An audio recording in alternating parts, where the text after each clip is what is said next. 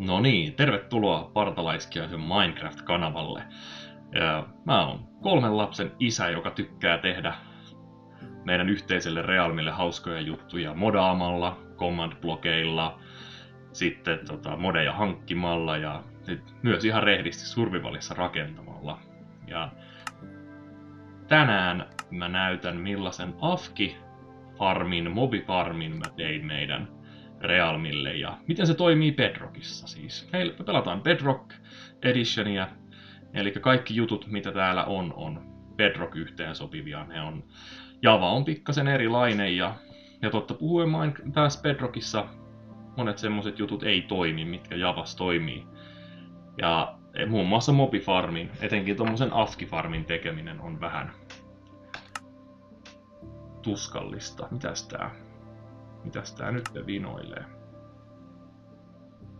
Mutta lopulta mä sain sen toimimaan pitkän taistelemisen jälkeen. Niin mä näytän teille nyt, että miten mä sain sen toimimaan. Meillä on tämmönen hieno fantasiamaailma. Meillä on tämmönen Kingdoms tekstuuripaketti, joka muuttaa Minecraftin tosi hienoksi fantasiamaailmaksi. Me pelataan siis survivalia täällä. Mä oon nyt tässä kreativessa. Meillä on muutamia semmosia sääntöjä, mihinkä kreativea saa käyttää. Saadaan esimerkiksi villakereja ja tällaisia maailmaa elävöittäviä juttuja tuoda sinne. Vartioita ja tällaisia tehdä. Ja sitten me silloin kun aloitettiin, niin otettiin kreativesta loitsut. Meillä on tässä erilaisia hienoja modeja. Mutta niistä toisella kertaa sitten. Tässä on muuten hissi. Hieno toimiva hissi, jolla pääsee tonne ylös. Jos haluatte tietää miten toi toimii, niin laittakaa kanava tilaukseen. Itse asiassa meidän pitää mennä sinne, niin näette.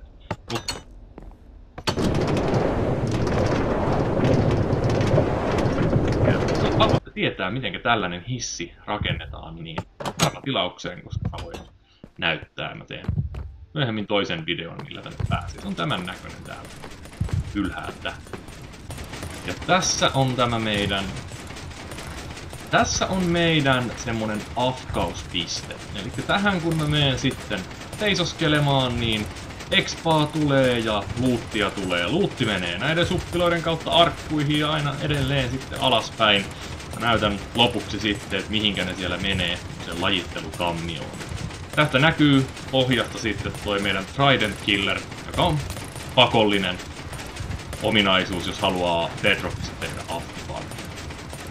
Mutta tämän näköinen. Ja mobifarmi näyttää ulkoapäin tältä. Ja tää on tosiaan survivalissa tehty, eli kreativea me ei rakentamiseen käytetä. Sitä käytetään vaan semmoiseen elävöittämiseen ja semmoiseen erityisiin juttuihin sitten. Ja ainoastaan mulla ja mun yhdellä ystävällä on siihen nämä oikeudet. Tästä mä oon poistanut muutaman kuution, että mä pystyn näyttämään miten tää toimii. Mutta käytännössä siis tässä on tällainen mylly, joka jauhaa sitten mobit hengiltä. Sinne on heitetty, mä oon heittänyt sinne atraimen yhteen tollaseen mäntään ja nyt ne vispaa sitten se mäntä tätä atrainta täällä edestakaisin. Ja koska se on pelaajan heittämä, niin siitä saa expat. Eli jos tätä ei olisi tässä nyt, ja jos se olisi vaikka sen verran korkea, että ne vaan putois kuolemaansa sinne ne mobit, niin lootit kyllä menis noihin suppiloihin, mutta expaa siitä ei saisi. Mutta nyt ne lasketaan pelaajien tappamiksi mobeiksi, koska se atrain on pelaajan heittämä. Ja se ei käytännössä koskaan sitten laskeudu se atrain, eli se jää siihen vispaamaan hamaan tappiin asti. Mä näytän seuraavaksi, minkä näköinen tää on tuolta ylhäältä tää mobifarmi. Ja sitten mä näytän, millainen se on. Mitenkä rakennetaan tämmönen Trident Killer kautta tämmönen mobigrinderi sitten tähän. Ja tästä ne tosiaan sitten expat sinne AFK-pisteelle tippuu alas, eli sinne voi mennä. Mennään tänne näin katsomaan sit minkälainen tää mun mobifarmi on. Otetaan tosta pimeänä taikajuoma. Tää on nyt aivan ylin kerros täällä. Ja tällainen muodostelma, eli tää pituuden määrittää käytännössä noin vesialta tuolla, eli se on, montakohan tän 1, 2, 3, Oho, 4, 5, 6, 7, 8. 8 blokkia, mitä toi virtaa tuo vesi. Ja täällä ylempänä ei ole tuommoista valuvaa vettä, mutta tää on vaan käytännössä sen takia, että on vähän lisää spavnitilaa. Tää 2-kerroksisuus ei ole pakollinen, mutta se saattaa olla, että se vähän tehostaa. Nämä on täällä lattialuukkuja, ja ne pitää olla tällaisessa muodostelmassa. Minkä takia nämä lattialuukut on, niin se on siksi, että hämähäkit ei pääse olemaan tänne. Ja tää on tosi tärkeä, koska jos tänne pääsee sitten syntymään niitä hämähäkkejä, niin ne tukkii tämän, koska ne ei putoa tosta. Ja koska se mobikäppi on niin matala, niin se tarkoittaa sitä, että vähän aikaa kun sinne on hämähäkkejä syntynyt, niin sitten ne ei mahdu syntymään enää mitään. Ja mitä tässä tapahtuu? Täällä on myös ansaluukkuja. Vaikka ne on tällä lailla auki, nämä ansaluukut, niin mobit ei tajua, että siinä on ansaluukku, joten ne kävelee siitä, ne tippuu tonne virtaan, virta kuljettaa ne tonne, ja sitten ne, tässä on kans ansaluukut, ne ei tajua, että siitä on vaarallista mennä, niin ne kävelee tuonne, putoaa alas. Tässä on pudotusta sen verran, olisikohan se ollut 24 blokkia, nyt en aivan varmasti muista, mutta se kannattaa ehkä tarkistaa, mutta se on käytännössä semmonen, että niille jää 1 HP, ne ei heti kuole niitä. Mä näytän sitten, että miten toi toimii tämä grinderi, toi trident killeri. Tossa mennään vaikka tonne. Ei oo väliä mihinkä mennään. Otetaan tosta häntä. Tuosta noin. Mulla on täällä nyt kyllä vähän tavaraa. Katsotaanko mulla tässä joku arkku, mihin mä voisin nakata ne. Ja sitten otetaan... olisikohan ne tarkkailijoita, punakivitarkkailijoita. Saattaa olla, että mä teen tässä joku virhe, mutta ei mitään. Me tarvitaan punakivikuutioita. Sitten me tehdään, se oli, mäntä, noin,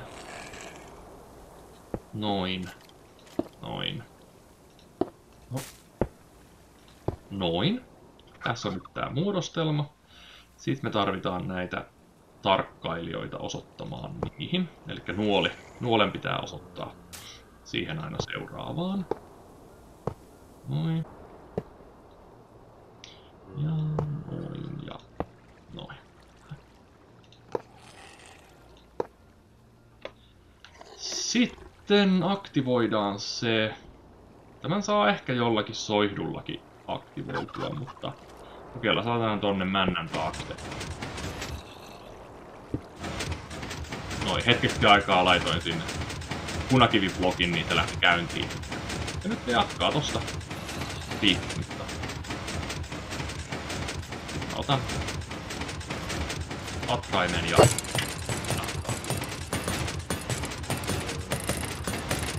tällä lailla se sitten toimii. Ne tippuu sinne ja ne kuolee. Tonne alle sitten pitää käytännössä laittaa ne kuppilot, jos haluaa sitten, että puutit menee talteen. Katoppa! Meille tuli ystäväni! Ystävällinen skeleton tänne nyt sitten demonstroimaan meille, miten tää toimii. Joo, eli tällä lailla tuo toimii. No, mä otan tän nyt pois. Ei tätä. Tänne tää on kreatiivella tehty. Ei sitä haluta tonne ja otetaan noin turhat tosta talteen. Tää on tosiaan meidän maailma tällainen. Nämä on tehty semmosella modilla. Semmosella Craftable Houses modilla.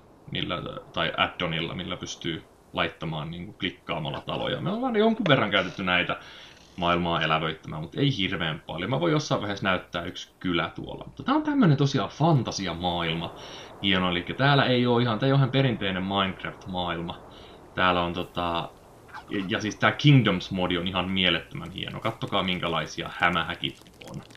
Ja zombit on hienoja. Et ne ei ole pelkästään niitä skinejä muuttanut, vaan tässä on muutettu näitä malleja. Kattokaa kuinka hieno luuranko. Ihan tajuttoman hieno. Ja tällaisia on creeperit. Sitten voi, että nyt ei täällä ole just Endermania, mutta jossain vaiheessa laittakaa kanavatilauksia näette joskus, minkä näköinen on Endermani. Tekstuurit on muutenkin todella hienoja tässä ja tässä on kaikkia tämmösiä hienoja villagereja ja tämmösiä mukana. Nämä on mun laittamia NPCitä. Voin tästä nyt nopeasti, mä voin joskus esitellä tarkemmin sitten, mutta täällä on käytännössä siis, tää on kuljettaja. Kysyy, että hyppää kyytiin ja kerro mihin mennään. Ja sitten kun sä klikkaat tästä, niin se vie sut sinne.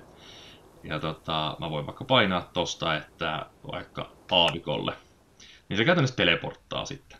Niin mä voin näyttää joskus sitten, että miten tää toimii. Mutta täällä on sitten mun tämmönen toinen rakentama paikka, tämmönen kääpiökonsulaatti. Ja mennään takaisin tästä juttelemaan. Tää on nyt kreativessa, niin siksi tähän tulee tällaiset vaihtoehdot. Mutta muuten tässä näkyisi vaan tämä. Ja takaisin Arkenheimiin. Arkenheim on tämä meidän kääpiöiden mahtava valtakunta. Ja nämä on tosiaan survivalis rakennettu. Ja mä voin tässä kohtaa kertoa teille, että meillä on yksi massiivinen projekti, joka on siis Ancient Cityn uudelleenrakennusprojekti. Me ollaan survivalissa putsattu Ancient City Skulkista ja tehty se vaarattomaksi, että Varden ei pääse sinne kaupunkialueelle syntymään ja sitten me ollaan alettu uudelleen rakentamaan sitä. Se on tehty survivalis. Meillä on toki tässä siis, tää ei ole mitään hardcorea todellakaan, kuitenkaan meillä on, tää on tämmönen realmi, missä se on kiva pelata yhdessä ja rakentaa hienoa fantasiamaailmaa. Ja tässä on muun muassa tällaisia loitsuja, Mindburst, jolla pystyy siis räjäyttämään kätevästi. Ja tässä on levitaatiota, millä pystyy leijumaan ja näin. Että siis ei ole ihan tavallinen, nämä auttaa tosi paljon rakennusprojekteissa ja kaikessa tällaisessa. Mutta kuitenkin survivalissa on kaikki materiaalit hankittu ja kaikki rakennettu. Mutta tämä oli tällainen pieni video siitä, millainen mobifarmi meillä on. Mä voin vielä käydä näyttämästä, että millainen se lajittelukammio on. Tuossa on hissi. Tää on vähän keskeneräinen tää lajittelukammio, mutta käytännössä tulee pitkän matkaa sieltä tänne maan alle. Tuolta putkiloita pitkin ja sitten ne menee lopuksi tänne. Ja tästä ne saa sitten näppärästi lajitella tänne joka puolelle. Ja täällä on sitten laava-allas, mihin voi heittää semmoset romutavarat, mitä ei halua. Täällä on mulla erottelukone. Tää on tämmönen kiva pikku juttu, että kun tulee paljon pilaantunutta lihaa, niin sitten voi käydä painamassa. Tää on command-blokeilla tehty. Laita kanava tilaukseen, niin näet sitten myöhemmin, että miten tää on toteutettu ja miten säkin voit tehdä tällaisen samanlaisen koneen tai jonkun vastaavan. Et kun painaa tosta napista, niin se ottaa 64, eli stäkillisen pilaantunutta lihaa ja antaa sulle tilalle muutaman luun. Sitten, että sä saat sitten luujauhetta tehdä niistä, että ne ei ole aivan turhia ne pilaantuneet lihat. Ja tää on tällainen. Mä voin vielä näyttää miltä toi näyttää toi. Tuossa on toi hissi. Mennäänpä käymään itse asiassa ylhäällä vielä.